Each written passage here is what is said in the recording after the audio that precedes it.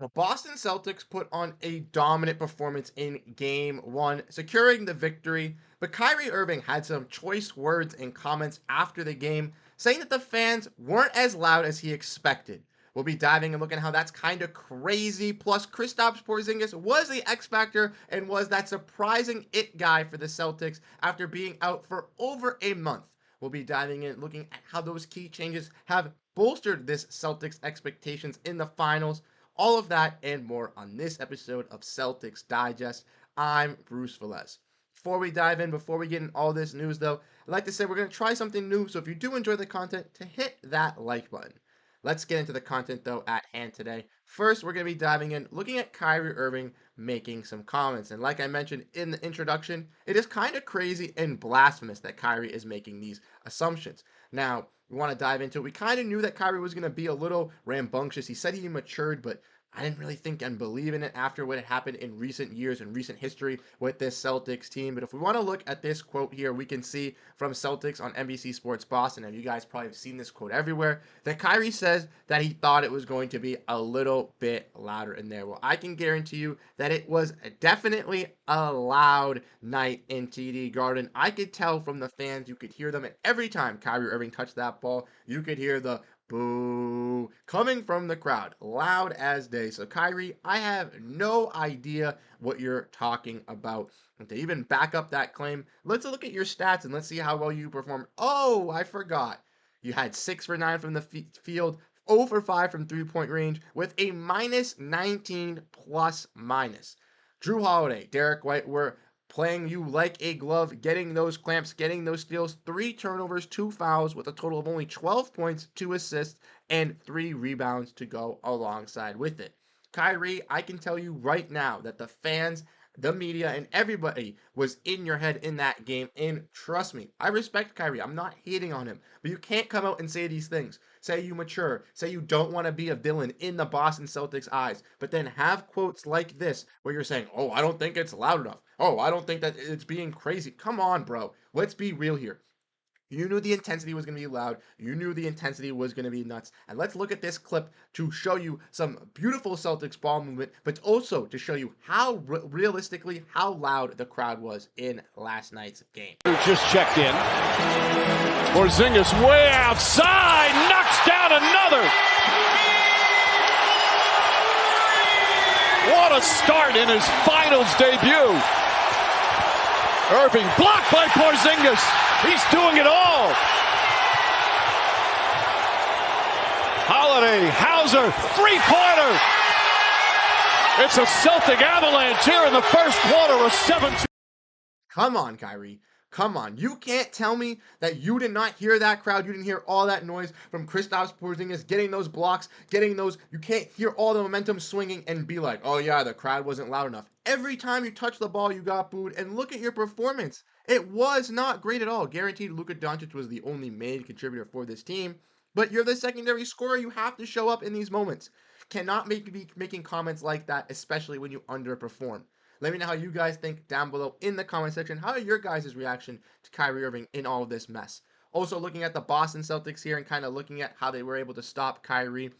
Looking at this 23 assists to the Mavericks, 9 as a team. The Celtics doubled their assists, which was absolutely crazy. The Mavericks, I saw a stat, first team with under 10 assists in the NBA Finals since 2006-2007 when the Cleveland Cavaliers and San Antonio Spurs played in the finals. Now, obviously, the Mavericks might have had more steals than the Boston Celtics, but the Celtics had more stocks, a total of 15 compared to the Mavericks 7, where they were dominating in that block category. Jaylen Brown got 3 blocks, Kristaps Porziņģis got 3 blocks, and even though the Celtics had more turnovers, they ultimately got more points conceded off the turnover, which was huge. Having more fast break points as well ultimately eliminated that, and we saw from Kyrie Irving multiple times throughout this entire, and I mean entire night last night, where Jaylen Brown, Jrue Holiday, Derrick White were playing tight defense on him, not letting him and Luka get comfortable shots, and that's what we want to see. Forcing them to take bad shots, forcing them to get open looks for their role players, and if their role players are missing their opportunities like they were last night, I have no issues with this team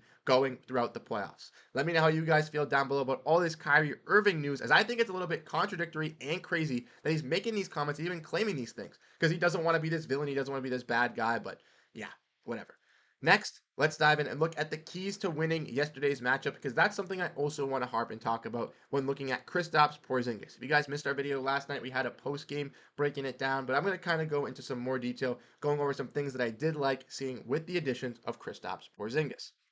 Now, obviously, the key was bringing him off the bench. It ultimately made me feel a little like, damn, is Kristaps really like?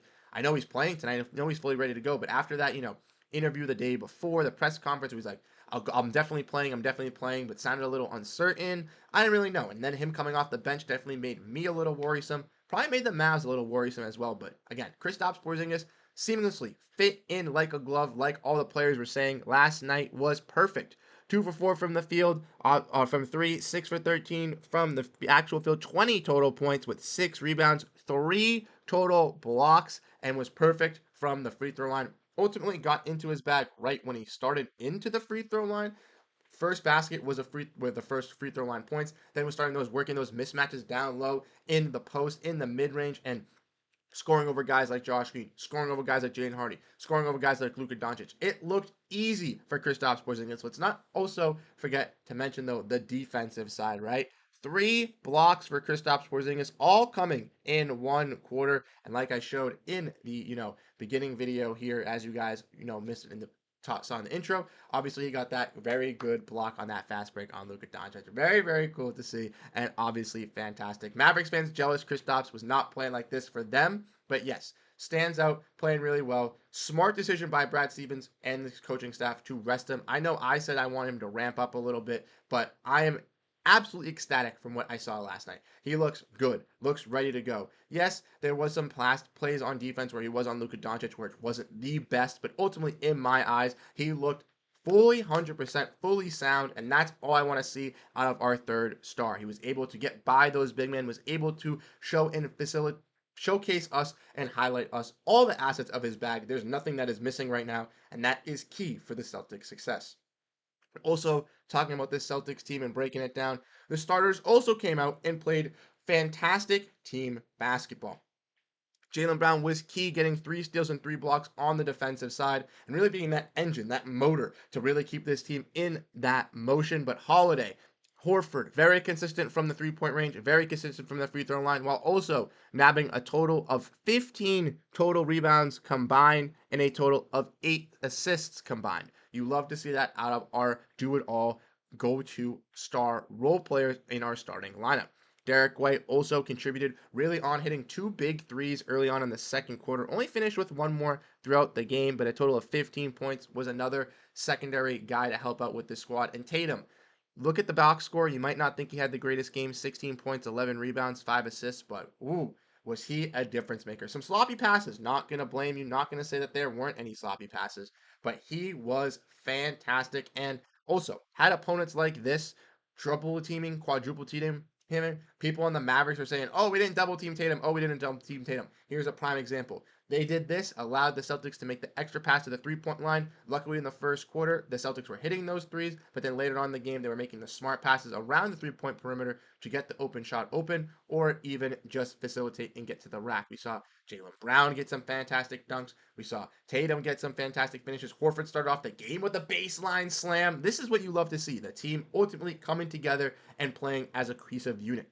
We've seen the Celtics, we've heard the narratives of Tatum needing to be this 30-point, 40-point per game scorer for him to be viewed as a superstar. No, that's not the case. That's what happened 2 years ago, 3 years ago, where the Celtics failed to make it to the finals, failed to even succeed getting over that finals hump. And now with this team perfectly constructed with guys that complement Tatum and Brown, but also allow them to be their number 1 scorers, but when they having a off night, allow for these key role players to, be those difference makers and to not slouch down, be able to step up and stay ready is the key to our success. Brad Stevens is a genius constructing this squad, and he deserves all the flowers. Just last thing, want to give a shout out again, once my man, Kristaps Porziņģis was fantastic in his comeback. How do you guys feel about Porziņģis coming back? Do you guys like the changes that the Celtics made with him coming off the bench? Do you guys think he will come off the bench for future series, for the future in this series? Let me know how you guys feel. Lastly, before we head out, as you guys know, we got to get to the comment of the day. Drop down your comments, drop down your thoughts down below on how you're feeling about this Celtics squad, and you could be picked for the comment of the day.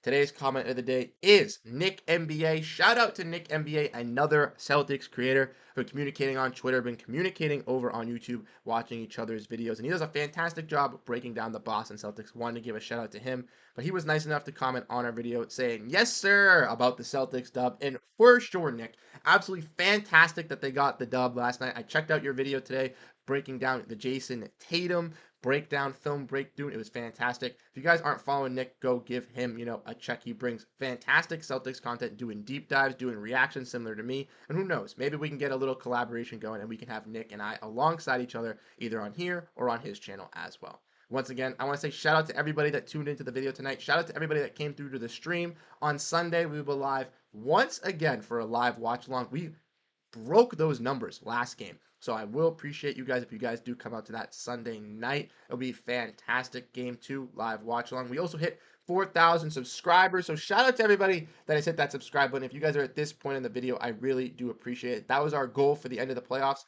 and we absolutely killed it. So I want to say shout out to everybody that has hit that subscribe button, hit that like button. If you guys enjoy the content, you're still at this point in the video, hit that like button, hit that subscribe button. Would greatly appreciate it over here on Celtics Digest. Once again, I'm Bruce Velez. I want to say thank you guys so much for tuning into this episode of Celtics Digest. I'm Bruce Velez. I'll catch you guys in the next one. Peace out and go Boston Celtics.